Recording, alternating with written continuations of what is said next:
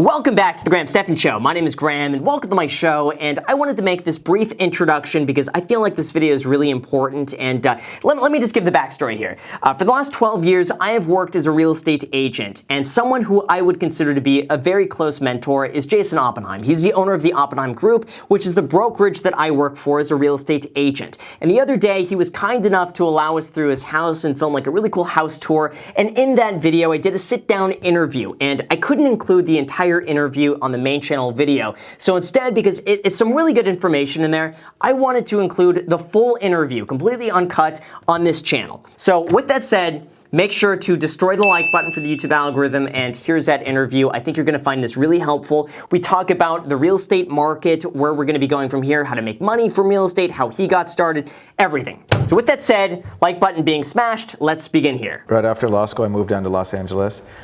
About 4 to 5 years, and then I got a little over it, quit, traveled the world for a while, actually a long while, and then came back and just did what I was really passionate about, which is real estate. And why real estate?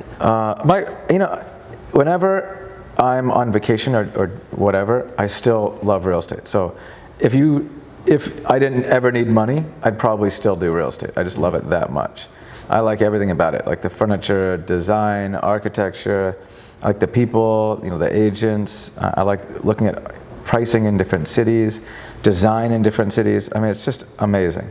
And there's so much nuance to it, and if you're good at it, you can make money. Yeah. Not just representing buyers and sellers and finding good properties for them, but you can also, buy properties for yourself. So what was the first place that you bought for yourself?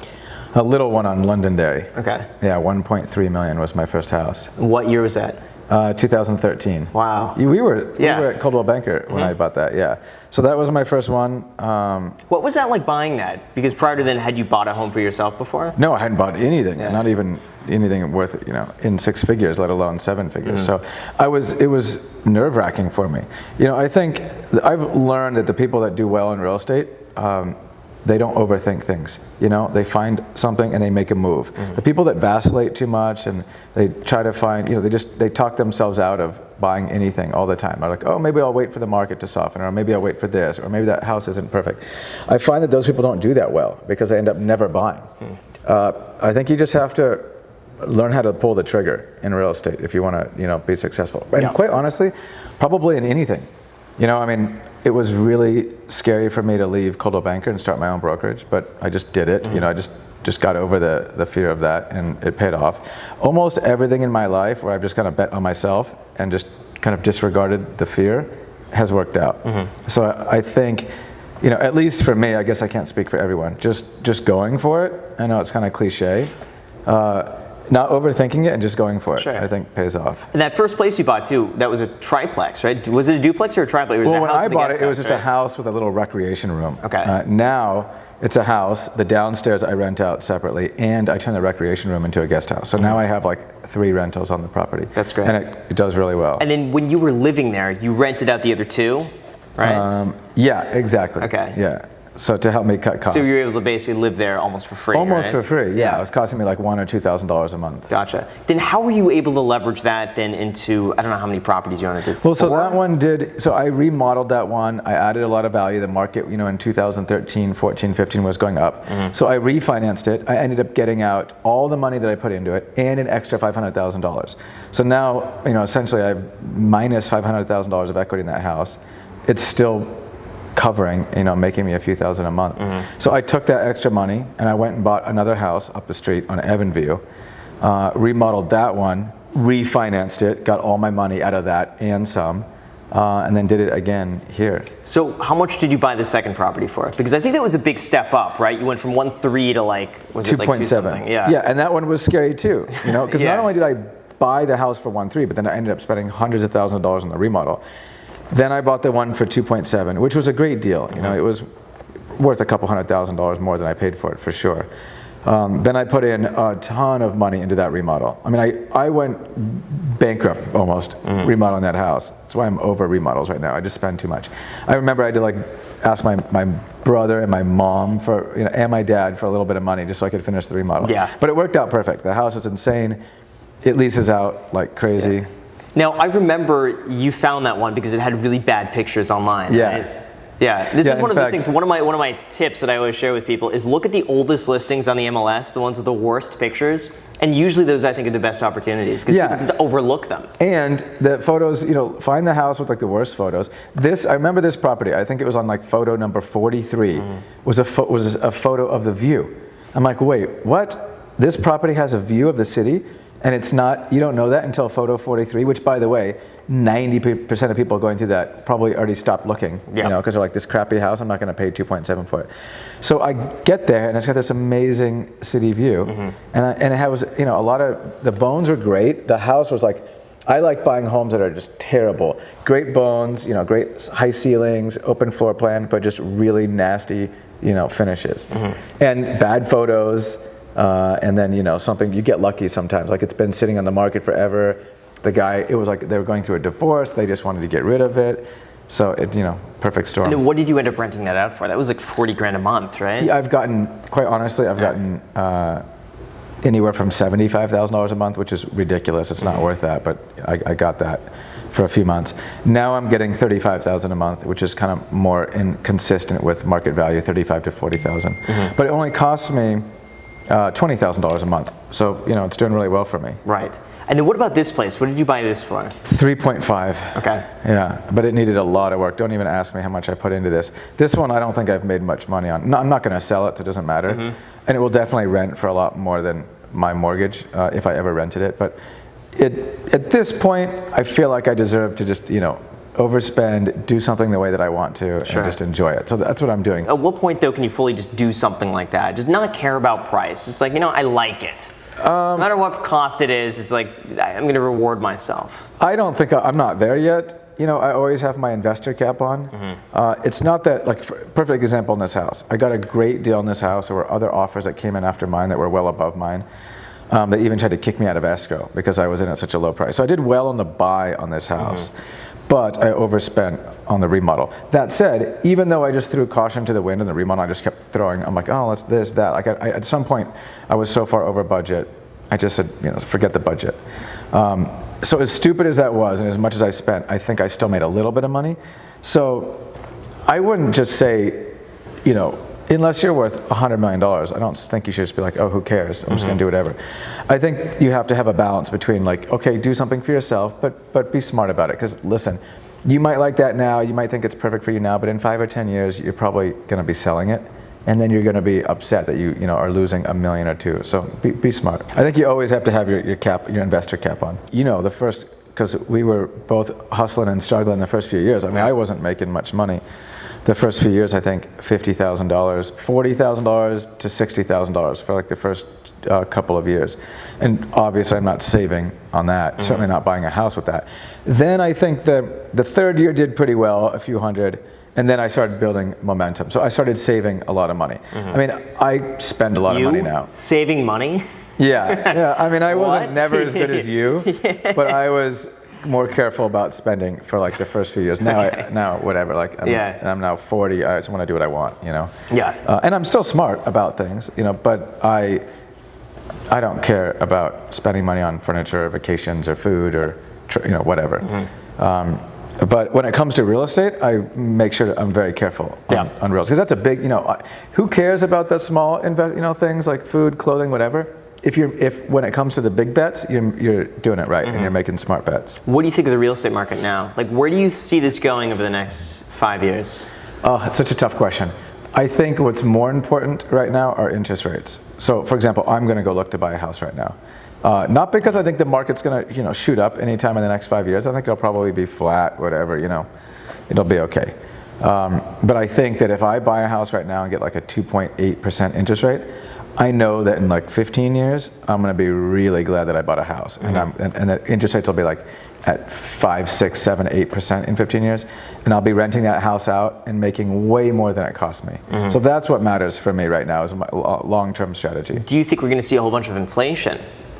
I don't. I know that like over the next 3 to 5 years. I really What do you don't. think after 5 I years? don't. Yeah. I'm not concerned. I know that you have some concerns about inflation. Others do. I really don't. Now, granted, there's different types of inflation. There's like core inflation, which nobody really cares about, and then there's actual inflation, like on things that we buy, like houses and what have you, assets. generally, when interest rates are low, you're going to see asset prices go up, and you're going to see a little bit of inflation. I just don't think we're going to see it. I know that historically that's happened, but I don't see it. I think that you have to take small steps. I know that there's a lot out there about just getting rich quick. I'm sure that's what everyone wants to do, but it just doesn't happen like that. I mean, when I met you, when we started at Coldwell Banker, I was living with my buddy Alex in a one-bedroom, $1,400 a month apartment, driving my grandfather's like $1,000 1980s, gold Cadillac. I mean, I was not exactly balling, 10 years ago, and that's not that long ago. Yeah, that's really not 10 years now. Yes, and it's not like I mean, you saw the progression, but year one, year 1 and 2, you're just learning, really. So I didn't make shit, but that's fine because I was learning. I was really working on figuring out about real estate in Los Angeles. Year 3 and year 4, I was focusing on fundamentals, building my business. So I had a few clients, but I was treating them, really well and making sure that everyone was happy, and then I was getting referrals, doing all the hard work, the groundwork. The truth is, there's no easy, way to get successful. I don't think. I mean, yeah, go buy a lotto ticket, but that's not going to work. You just have to earn it. And I know that a lot of people just want it to happen, or think that if and it's not even working hard gets you to be successful. There are a hell of a lot of people that work hard that aren't successful, and they're very competent people. I think you need to put yourself in a situation, in smart situations. So for example, I partnered with a really successful real estate agent. I started doing real estate in a really successful area of town. I dressed successful, and I made sure that with the first money that I owned, I bought a nice car. I even bought a fake, $200 watch. But I remember that. What was that? The Hublot. Yeah, I remember that. Like a $200, and it looked like I had a $10,000 watch. Right. So I think you just need to be smart in terms of and I don't think dressing successful doesn't make you successful, but I do think that I spent money in myself. So I would go to nice restaurants where I would meet successful people. I sat open houses at properties that I obviously couldn't afford, but I surrounded myself around successful agents, really intelligent people. I joined the biggest brokerage at the biggest office in the heart of Beverly Hills. I started sitting open houses in the Hollywood Hills. So it wasn't a mistake that I became successful. I put myself in those situations, and I worked my ass off. I mean, 15-hour days, again, saved the money that I could, reinvested in myself. I think, and different people invest in different ways. I always believed in myself and reinvested everything that I made back into myself. So I didn't invest in stocks. I didn't invest in a 401k. I still don't have a 401k. I put all my money back into myself. I didn't rent a nice place. I was under $1,000 a month. So I don't mean I invested in myself in that way. I mean, I believe that I could be a successful agent if I put myself in the right opportunities. And that is what I did. How important, though, is mindset in that? Because it seems like you already had a core belief that you could do it. Ton. Yeah. I think mindset is a lot of it. I think that if you have to believe in yourself before anyone else will. I mean, when you're a real estate agent, if you're not confident in yourself, trust me, that client that wants you to sell or is considering you to sell his $5 million house, he's not going to believe in you. There's no way. You need to know what you're talking about. You need to have the confidence and the experience to back it up. And I don't mean just bravado. I mean, people are going to see through that. You actually have to know what you're talking about to where when you are in a room, you are so confident in what you're talking about that other people can tell. And I think that's what I did. I've always been very confident. I also had a legal background, and I had a lot of acumen from those years. I knew that I had the potential to be a really good real estate agent, and I just studied and learned. And so by year 3 or year 4, when I was going on a listing appointment with a much bigger agent, I felt like I was the better agent, even though maybe I hadn't done as many sales. And I think that kind of came across in the living room. Gotcha. Where do you go from here? Like, how much more is there to get better than this? Just down. Yeah. I think it just goes downhill. I'm just waiting to crash. Right. So you've peaked already. So this is the peak. I peaked like last year. I'm just next 20 years, it's going to be worse and worse every year. Yeah, I actually think the best part of life is to gradually continue to become more successful, because and I think that's what's fun. I think that I don't think you take things for granted if you just become incrementally more successful. You do not want to wake up one day and just be super successful. Because you won't appreciate it, you won't have the hustle anymore. You just want to grow a little bit each year. And honestly, I mean, I track my sales and I track my volume, and I'm just getting 15, 20% more successful each year, and I love that. I'm not taking, a lot of people encourage me to take huge steps.